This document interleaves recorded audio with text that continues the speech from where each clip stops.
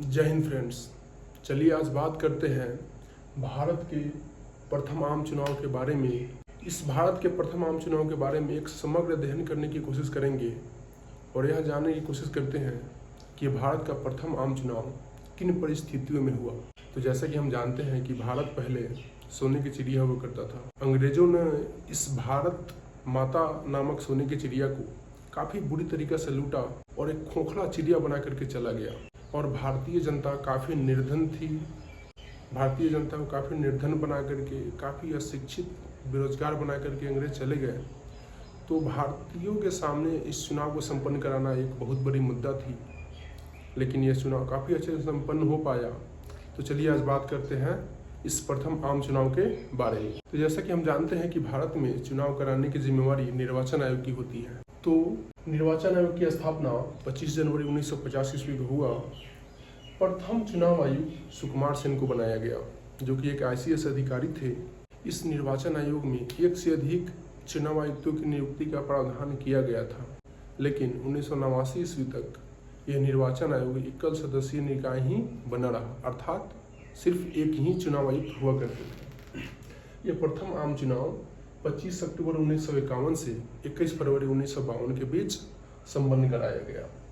भारत में मतदान करने वाले लोगों की कुल संख्या विश्व की टोटल जनसंख्या का लगभग 17% थी, जो उस समय के अनुसार काफ़ी बड़ी जनसंख्या हुआ करती थी। भारत की जनसंख्या, जैसे कि भारत की जनसंख्या हुआ करती थी 35,66,91,760।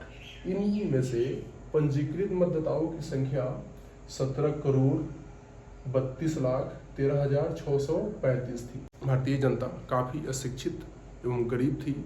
लगभग 85% जनता अशिक्षित एवं निर्धन थी, अर्थात गरीब थी। यह प्रथम आम चुनाव 489 लोकसभा सीट के लिए होने वाला था। इनमें से 72 सीटें अनुसूचित जाति के लिए तथा 26 सीटें अनुसूचित जनजाति के लिए आरक्षित की गई थी, जबकि 3283 प्रांतीय विधानसभा के लिए यह प्रथम आम चुनाव होने वाला था। इनमें से 477 सीटें अनुसूचित जाति के लिए तथा 192 सीटें अनुसूचित जनजाति के लिए आरक्षित किया गया था। ये भारत का जो ये प्रथम आम चुनाव था, इसमें मतदान की आयु 21 वर्ष थी। 18 वर्ष तो 61वां संविधान संशोधन अधिनियम के द्वारा बाद में किया गया, 1989 ईस्वी में किया गया। कुल मतदान केंद्रों की संख्या 2,24,000 उस समय बनाई गई थी। लगभग 20 लाख बैलेट बॉक्स बनवाने के लिए 8200 टन स्टील का प्रयोग किया गया। पहले चुनाव बैलेट बॉक्स के थ्रू ही होता था।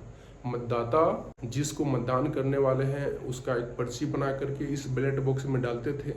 बाद में इस बैलेट बॉक्स में रखे पर्चे की गिनती होती थी और नतीजा फिर बाहर निकल करके आता था। इस चुनाव में कुल राजनीतिक दलों की संख्या 53 थी। इनमें से 14 राष्ट्रीय राजनीतिक दल थी, बाकी छोटे स्तर पर क्षेत्रीय राजनीतिक दल इस चुनाव में हिस्सा ले रहे थे। जैसा कि हम जानते हैं कि उससे पहले भारत में कभी भी किसी भी तरह का चुनाव नहीं हुआ था, तो लोगों को किसी भी तरह का चुनाव का अनुभव नहीं था। तो इस चुनाव के बारे में जागरूकता फैलाने के लिए ही 3000 सिनेमा घरों में इस चुनाव के बारे में डॉक्यूमेंट्री दिखाया गया।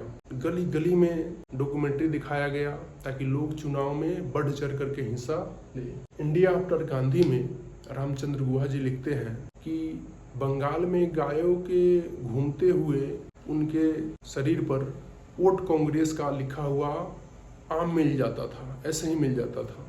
अर्थात कांग्रेस चुनाव प्रचार के लिए गायों के शरीर पे वोट कांग्रेस का पर्ची लिखवा करके चुनाव प्रचार का तरीका अपनाया था। महिलाओं के लिए आरक्षित मतदान केंद्रों की संख्या 27,527 थी। इस चुनाव का बहिष्कार नागालैंड ने किया, अर्थात नागालैंड इस चुनाव में भाग नहीं लिया।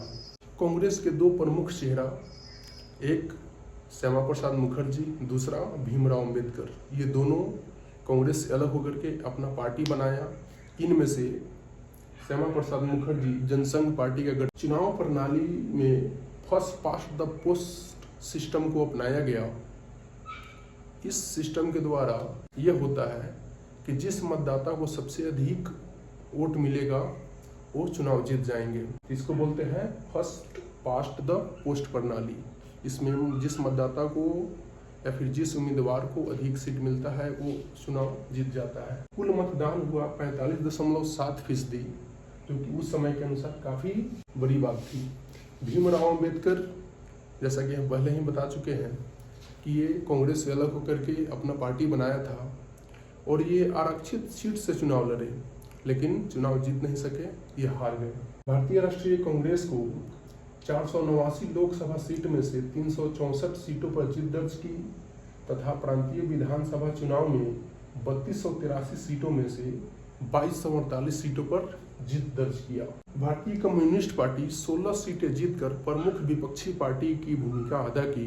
प्रथम लोकसभा का गठन 2 अप्रैल 1952 को किया गया, अर्थात चुनाव परिणाम घोषित हो जाने के बाद प्रथम लोकसभा का गठन 2 अप्रैल 1952 ईस्वी को किया गया। प्रथम लोकसभा के पहले अध्यक्ष के रूप में गणेश वासुदेव मावलंकर को बनाया गया। तो ये है प्रथम आम चुनाव के बारे में समग्र अध्ययन। अगले वीडियो में हम बात करेंगे 1857 ईस्वी क्रांति के बारे में और उसे कई पार्ट में लाएंगे। तो आज इतना तक ही रहने देते हैं। जय हिंद फ्रेंड्स।